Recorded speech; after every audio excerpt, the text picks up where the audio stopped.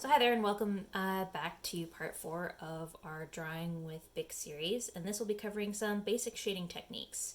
You're welcome to follow along in pencil if you like, but ideally you're going to use this opportunity to get a little bit more comfortable with trying out the Bic pen and seeing what it can do. So in drawing, there's this trifecta of shading techniques: hatching, stippling, and gradiated. In hatching, you're using line to create value. So in cross, you're using perpendicular lines. So you're going up and down, left and right to build up value. There. In linear, you're committing to one direction. And I really enjoy this technique. Here I've gone up and down, but you can go, I actually really enjoy diagonal line making. I can go this.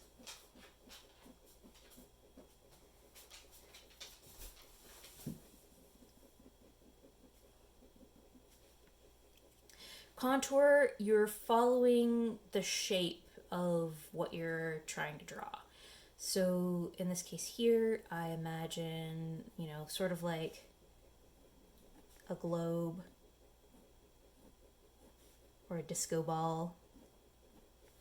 You're following the shape of what you're shading. And this is handy to really give it a little bit more of like a three-dimensional form. Stippling, there's the relationship that a lot of people might think about to pointillism.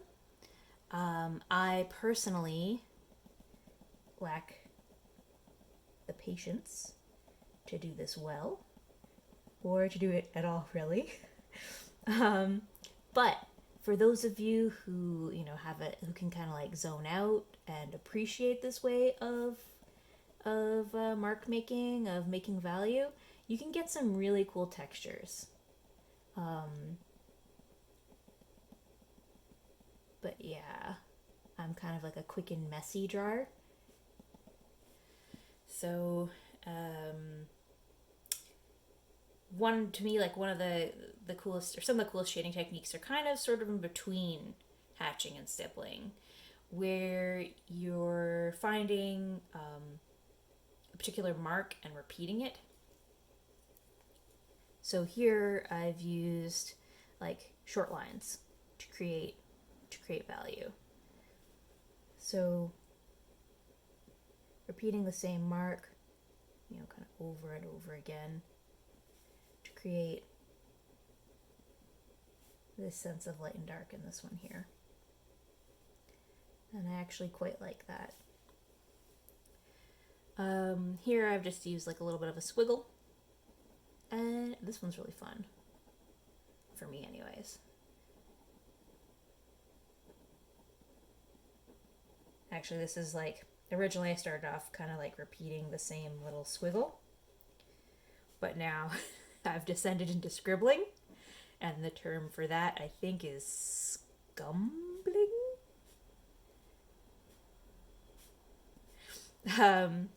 But yeah, it's whatever the technical term, it's super fun. And that leads us lastly to the gradiated shading, which is that smooth transition from dark to light, which, at least in Bic drawing, is achieved by sort of this,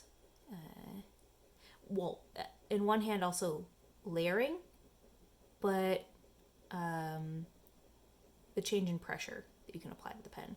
And this is something that's different between Bic drawing and drawing in like a fountain pen or a marker or like a Sharpie, is that you can achieve this different range and tone by the pressure that you apply, which is something I guess is shared between drawing in Bic and drawing in pencil.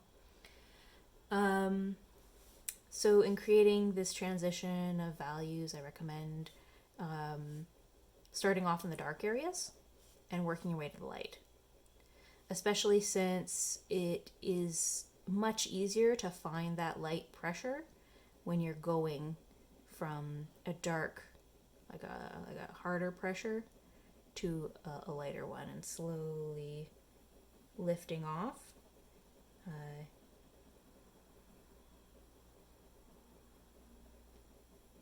Because if you're going in and trying to create like a featherlight mark right away, sometimes it can be a little bit challenging. So it's easier to, like, even if it's just easier to even go back into that dark area and slowly build up towards a lighter tone, especially when you're trying to find that like ghostly, barely there mark. Yeah, so those are the basics. I hope that in experimenting with these, you can find something that you can, one that suits you best. I'd actually love to hear about which one suits you the most. Try them out. Let me know which one's your favorite. I'll leave you with what I'm calling the Toonie Challenge. If you're wondering how I've managed to create these perfect circles, it's simply by grabbing a toonie and tracing them. If you space them out in a little grid, they can look really nice. I'd also really enjoy seeing people who mix and match different techniques. So say, for example, you've created a gradiated texture, and then you go back in there and maybe rework it with some stippling.